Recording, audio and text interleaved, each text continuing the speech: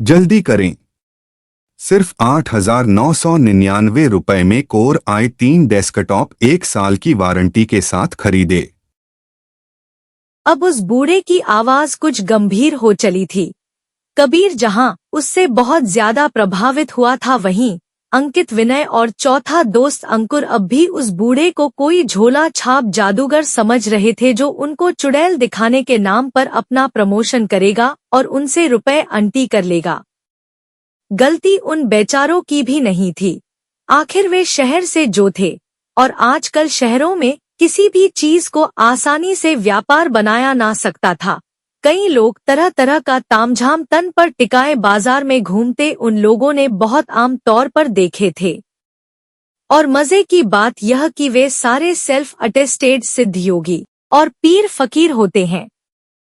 फिर पहले जब कोई किस्मत का मारा गलती से उनके पल्ले पड़ जाए, तब कोई उल जलूल सी बकवास कहानी बनाकर लोगों को डराते, और फिर वह आत्मा, साया, भूत, चुड़ैल भगाने के नाम पर कई 100 से लेकर हजारों लाखों तक की टोपी आंख मूंदने भर की देर में पहना देते थे।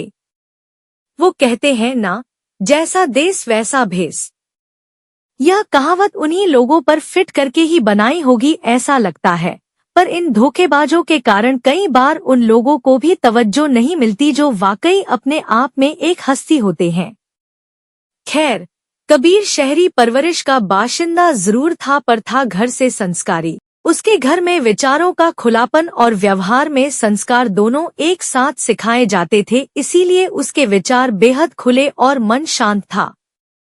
वह बाबा से बोला, बाबा, मुझे आपकी बात पर कोई शक शुबा नहीं है। मैं जानता हूँ कि जब तक खुद पर नहीं बीत जाए तब तक इंसान को होश नहीं आता, और शायद इसीलिए आप हम लोगों को बार बार यहाँ से चले जाने के लिए चेता भी रहे हो।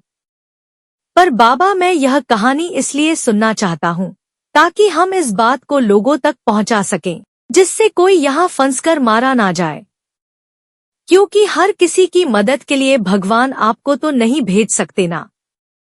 कबीर बाबा के हाथों पर अपना हाथ रखते हुए बहुत ही अपनेपन के साथ बोला, तो बाबा की आंखें डबडबा गईं और उनकी आंखों से कुछ बूंदें आंसुओं की छलक गईं।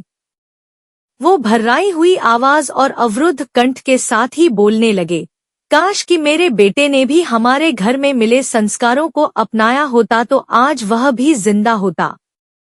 और बाबा फूट फूट कर रो पड़े।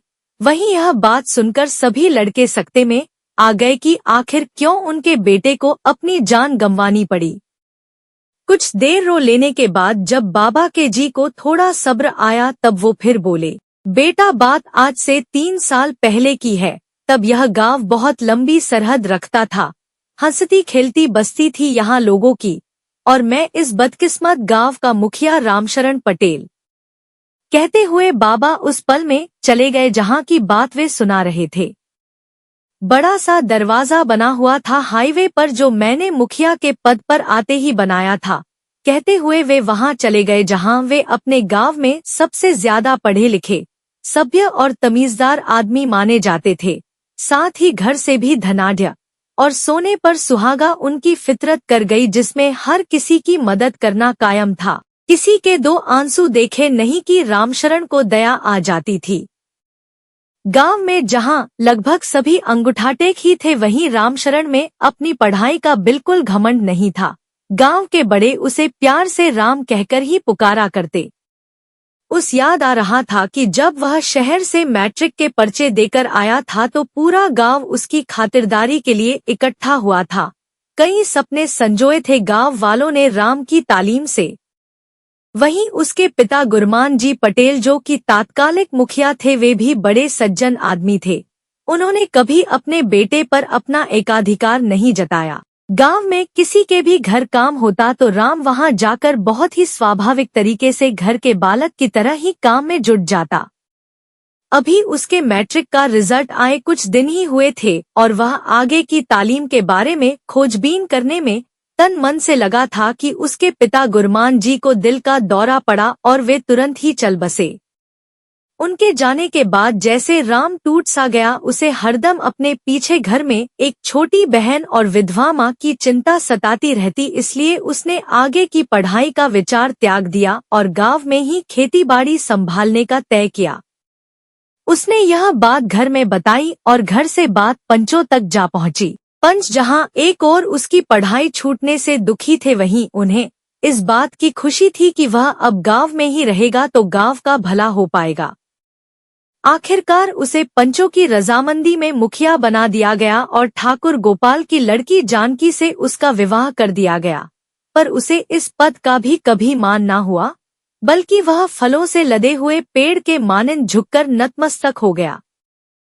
जल्दी करें, सिर्फ 8,999 रुपए में कोर आई 3 डेस्कटॉप 1 साल की वारंटी के साथ खरीदे।